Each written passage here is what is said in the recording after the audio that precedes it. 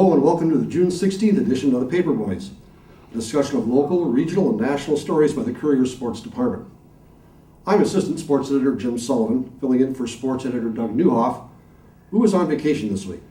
I'm joined today by sports writers Carson Tigges on my left and Jim Nelson on my right. Nick Pateros is also on vacation. So let's dig right in. Nellie, you have some stats for us. Well, just on based on last night's Stanley Cup win by the Chicago Blackhawks, really interesting. That was their 6th Stanley Cup title, but it's the first time they've won one at home since 1938. And their last 3 titles have all been won on the road. In '61, they beat Detroit on the road to win the Cup. 2010, they beat Philadelphia on the road, and then 2013, they beat Boston on the road to win Stanley Cup. So if you saw all the pictures on Twitter last night. Wrigleyville looked like a whole lot of fun. I don't think there was any walking room. Probably the only Stanley Cup clinching in history where a tornado warning was in effect when it happened or before it happened. So. As I understood, the Stanley Cup when they won was not in the building because of there was tornado warning. Yeah, Doc Emmerich made that announcement, I think, during the game, which is, as you suggested, unusual because it's supposed to be there.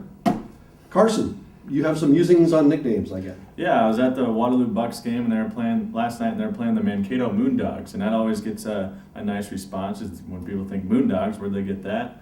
So it got me thinking about some unique team names. As far as the Northwoods League is concerned, I'm kind of partial to the Rochester Honkers. I like that one, but baseball particularly, you seem to find these unique names all over. I'm wondering what you guys have seen over the years that kind of struck you as unique. Well, certainly the Northwoods League is one place where you do see or have seen some interesting nicknames. Back in the early days, we had the Kenosha Croakers. We've had all sorts of those. And in fact, with the Honkers, they used to, or when Gary Ryman was the general manager, he used to play the sounds of geese, I think it was, over the PA system every time the Honkers showed up until they told him to stop it. So there's that. And we live in a state, in the Midwest, in Iowa, where there's been a lot of legendary nicknames. The Minneapolis Bulls were the boys teams. The girls teams were the Bullets. Charles City for years had the Comets and the Comets. One of my favorites was Atlantic. Atlantic had the Trojans for the boys and the Trojans, spelled Trojans for the girls.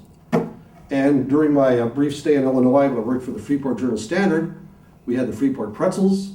That was the home team, and right to our north across the border, the Monroe Cheesemakers. So I always thought that they should have gotten together in a Munchies League, something like that would have worked out. Nellie, you know of any? Another one in Iowa, when I worked up in Northwest Iowa, Everly, they were the cattle feeders, and the girls were the cattle feederettes. So I always thought that was great. And when I covered the Clash up in Rochester, one of my favorites from Wisconsin was the Kalkana. I'm sure I'm pronouncing that city wrong, but their nickname was the Galloping Ghost, which I thought was a great nickname. And last night, just according to social media, our fearless boss, Doug, was watching the Albuquerque Isotopes, which, is a great nickname. Probably the only one based on a cartoon series. Yeah. And just to top it off, I'm from a small town in Minnesota, Two Harbors, Minnesota, and our high school nickname is the Agates. And for those of you who don't know, an agate is a small, not necessarily small, but a well-polished, colorful rock. And over the years, I don't know how many people ask me, what's an agate? Because they don't know. If you don't live along Lake Superior, you have literally no idea what it is. But for your education, you now know that an agate is a small rock and the nickname of the Two Harbors Agates. So, let us move on from that and go to the prep football playoffs. The other day, the Iowa High School Athletic Association announced it's changing the format. We are no longer going to have 32 teams spread over 6 classes, 32 per class. We are now going back to 16 teams per class. And I wanted to get feedback from Carson and Nellie here about what they think. Is this a good change? Why do you think it happened now? So, what do you think? I think it's probably for the better. There's pros and cons. The cons is, there are fewer teams going to make the playoffs. There's teams that were fringy that aren't going to make it. But I think it's for the better. There's a lot of injury risk out there. That's a lot of games. And sure, they were playing. Some of those teams were playing 3 games in a matter of about 10 days. 8 days. 8 days was it? Yeah. Mm-hmm. That's just crazy. So 16 teams about right. I thought over the last few years, I saw a team that made the playoffs, and I can't remember which class. It was class one of the small 1 and 8. They won 1 game and they made the playoffs.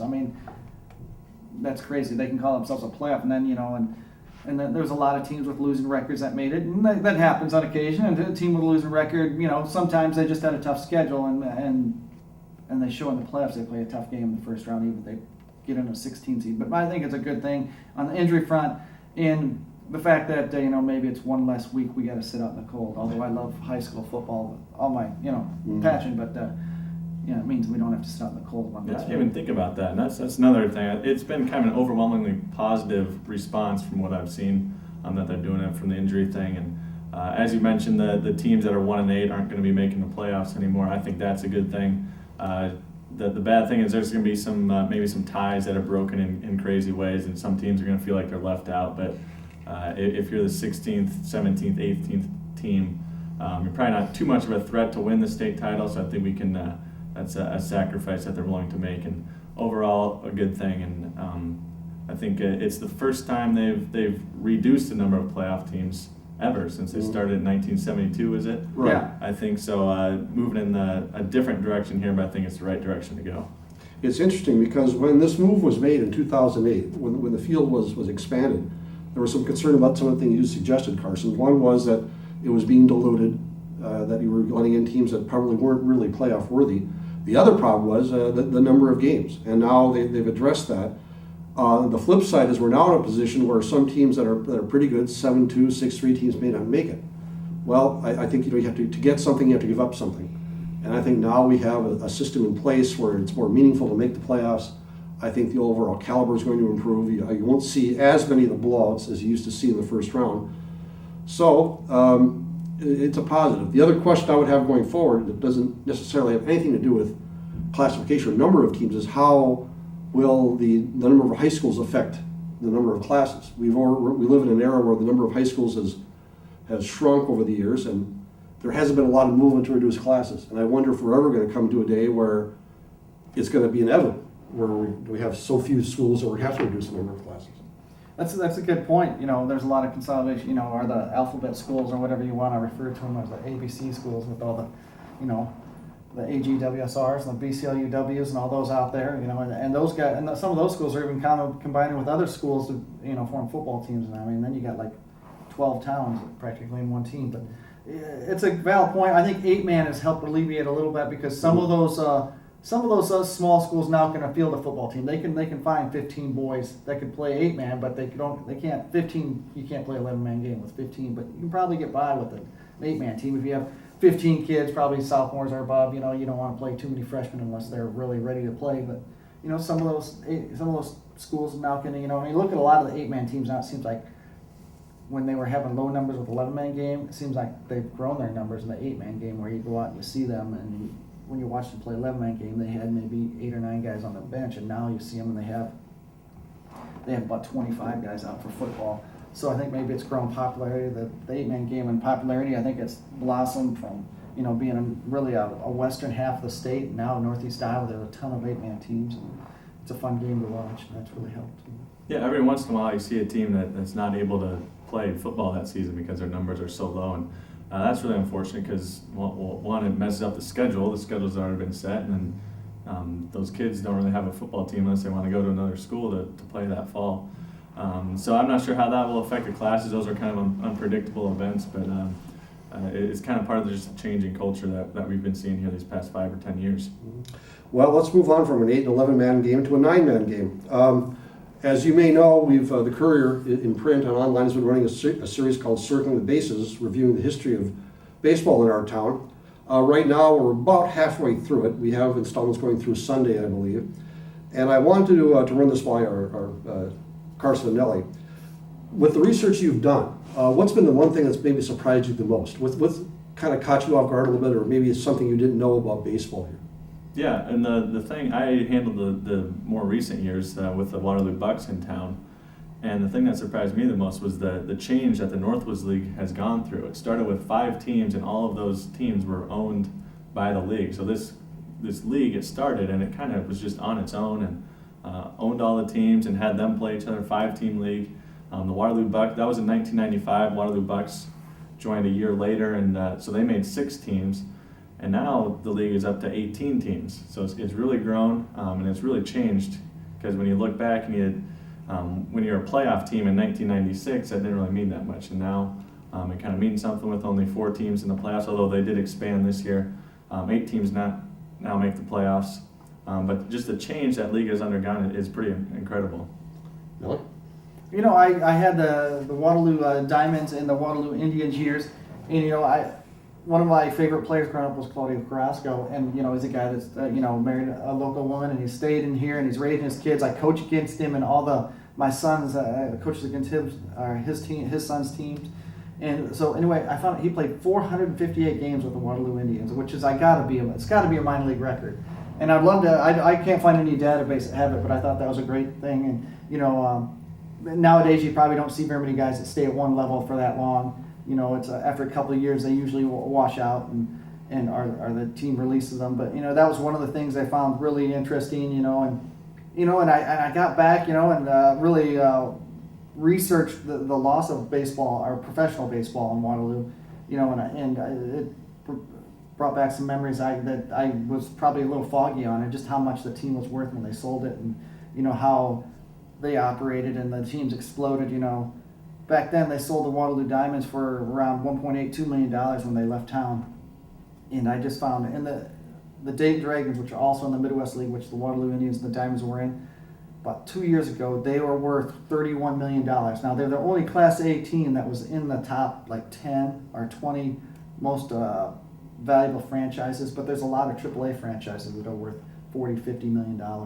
Which I found, that was an interesting fact I found. My part of this is going to appear in print on Thursday. It dealt with the beginning of the Midwest League era, spanning 1958 to 1976, when the Boston Red Sox, excuse me, and the Kansas City Royals were the parent clubs here. But going back to 1958, one fact just stood and really surprised me. To get a season ticket in 1958, a baseball fan had to pay the princely sum of $10.20 to get a season ticket for what was roughly a 60-game home schedule. Now, to compare that to today's era, the Cedar Rapids Colonels offer a range of season ticket options. Prices go from about $110 to $560. So there you are. Assuming that the Hawks of that era did have the 60 home dates, that's an average price of 17 cents a game. You can't do anything for 17 cents nowadays. You can't buy gum. You used to be able to buy pop. You can't do that. But that's it gives you some indication of what kind of a different world we live in, and it's an amazing time. And one thing about the North Woods League that we brought up, Carson, that's interested me is since then it was sort of a project league, if you will, something where kids came here, maybe not necessarily prospects, but they're working on things for their college team. I think now you see a lot more draftable kids, a lot more kids with polished skills, and the level of play has improved dramatically over the 21 years now, I guess it's been in. So there's that. And another memory from Nellie's era that he may or may not have known, we had Albert Bell here. He was Joey, I think. He was Joey back then, and Joey did, or Albert, as neither one of them stayed here very long. Albert was chastised for not running on a ground ball and promptly sent home. And I think that was right around 1987, somewhere in there. Yeah, he was only here about less than 30 games, I think. Mm-hmm. Greg Swindell was here briefly. It's because the parent club, the Indians, moved him up. So three games, 2-1. And he went straight to and the next start he made was in the pros. But at any rate, we have several more installments of the series running through Sunday. And I urge you to pick up a paper and look at it. It's pretty good stuff, and I think you too will learn something. Sticking with baseball for a minute, in the news of late in MLB, there's been a wide variety of highly publicized young kids coming up and getting a shot. I think we all know about Chris Bryant from the Cubs. Byron Buxton, the top prospect of Minnesota Twins, has just come up. And I would just like to know what you think about how much this influx of talent might boost baseball's popularity, or will it have any impact at all? Yeah, well, I think baseball is just different from the other sports. When we look at NBA, NHL, NFL, you don't see rookies come in and put up MVP-like numbers. Like, we look at Mike Trout, Bryce Harper, they've been able to do that. And also, you see these guys coming up through the minor leagues, and fans can keep track of them a little bit better than, in the NBA, some guy gets drafted out of high school, and all of a sudden he's on your team and playing 4 months later. In baseball, you can track these guys, how they're doing for, 3 or 4 years maybe before they make it to your team. So those younger guys, I think it's just set up for them to be a lot more popular in the Major League Baseball. Yeah, and another one just called up today, last night, Kyle Schwarber from the Cubs. They called up, that's another prospect they called up this year. What is that, their fourth or fifth one? With Soler and, Yeah. I think it just generates a lot of excitement for those teams, and it gives them a fan something to come out, and they're going to sell a few more Schwarber jerseys. They're going to Addison Russell jerseys, and all that. Like I said, like on Carson's thing, there's a lot of excitement built up, and in the day of age with social media and all this, and people get excited about seeing these kids, and fantasy baseball.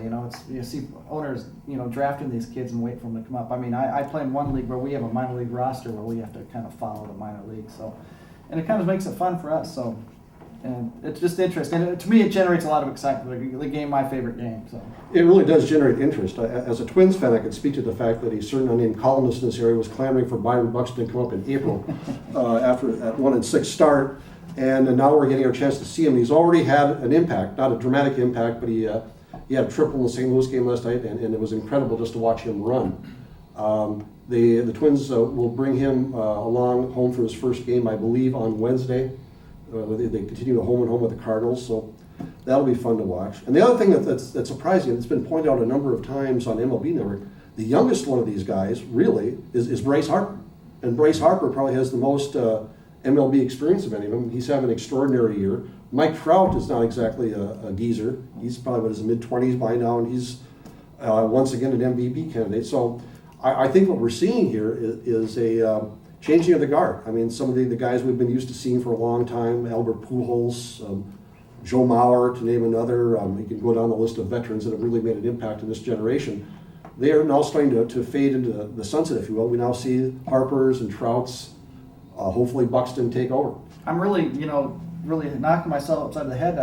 Cedar Rapids is an hour away. I didn't get to see Buxton or Mike Trout play there, and they were there really close apart. And in one game, I could have made it down to see either of these guys. Super prospect. They were super prospects then. And everybody was talking about Trout really tore up the Midwest League, and it was 1 year here. And I really regret not being able to go down and see them play one game. Had the same experience with Buxton, where people, you got to come down, and I waited. And One other thing is you look at the Houston Astros, and that's a franchise that hasn't had a lot to really get excited about here in recent years. And it seems like every week they're calling somebody up, and they got the best farm system in the majors, I think. And so that's something just for those fans to hold on to. And everybody likes to say maybe next year is a year, but they can really kind of flourish with that, with all these young guys coming up. And they're asking him to play important roles. Korea, for instance, I think the one of the fellows you're referring to is he's starting at shortstop and basically in the middle of a pennant race.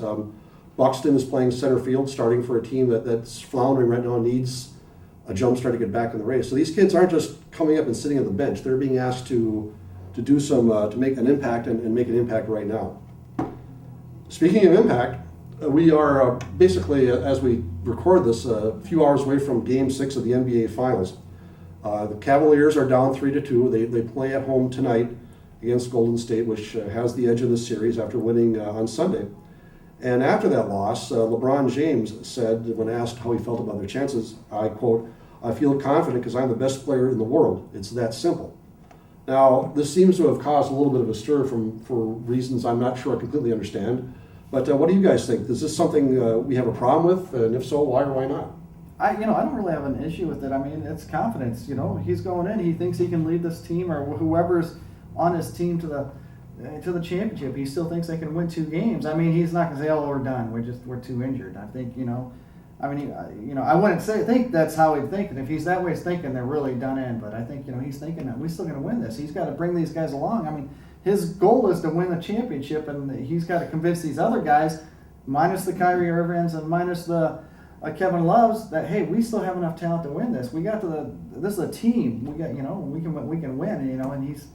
And I think that was his way of maybe motivating his team a little bit. Hey, I'm the best player in the world. We got one of the best teams in the world. We can still win this. Well, it's true, right? Mm-hmm. Right? Yes. There's no other person in the world who's better at playing basketball than LeBron James. Yeah. So it's a true statement. It's one of those things again where, you crush a guy for saying what he's supposed to say and not saying anything at all, but then you crush a guy for speaking his mind and telling the truth. So I'm with Nelly. I don't have any problem with it. That's how he feels, and that's how I feel. I think that's how most sane people feel. So he can go ahead and say it. Absolutely. The truth is the ultimate defense, as we say in cases of libel, and he's telling the truth here. And at this point, what he's done in this playoff run has been remarkable. You look at the people he's playing with. no one had heard a lot of these guys until they got to the finals. Dellavedova was probably best known to people around here as a starting guard for St. Mary's when they played in the McLeod Center. I had no idea, literally had no idea he was in Cleveland until I started watching some of the playoff games.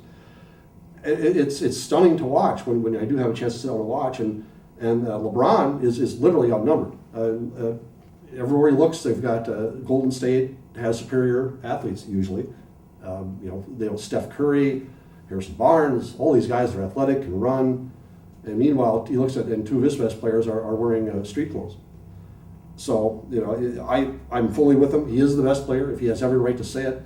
The next question is that if Golden State wins it tonight, should LeBron James be the MVP of the series? I would, if it went to a game 7, I would say for sure. I think it's a little tougher when you don't even make it to a game 7 and you lose in game 6. I don't think anybody has played better than him, but to lose in game 6, I think it'd be tough to give it to him. I think Jerry West was the last one, 1962, who won the Finals MVP on the losing team. So it doesn't happen often. He'll be right there. I'm not sure if he'll get it if they lose tonight.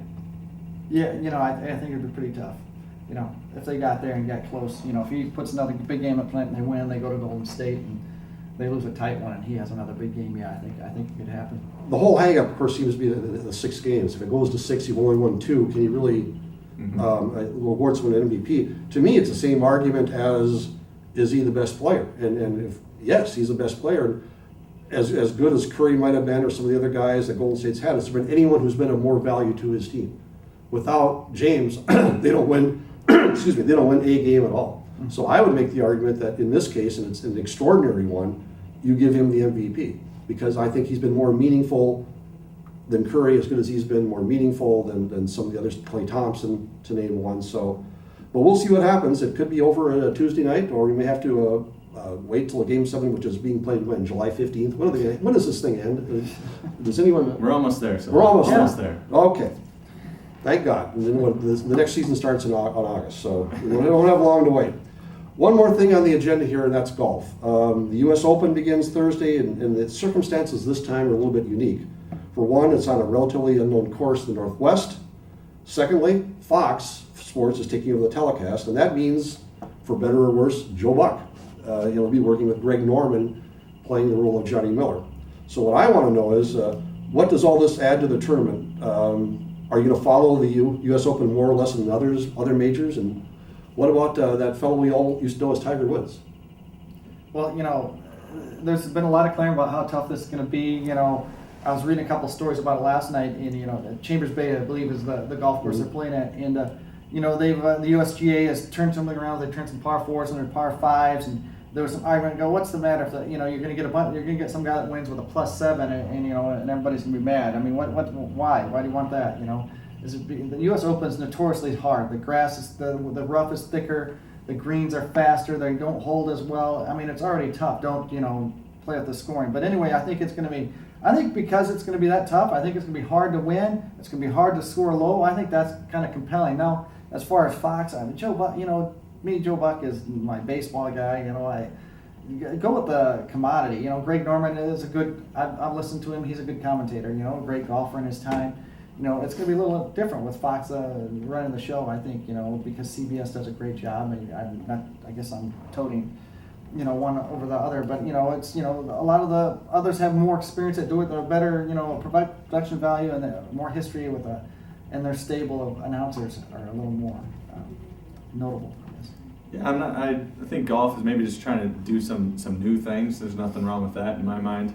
But really all it comes down to is if there's a race on Sunday, then they'll get people watching, especially if Tiger Woods is involved.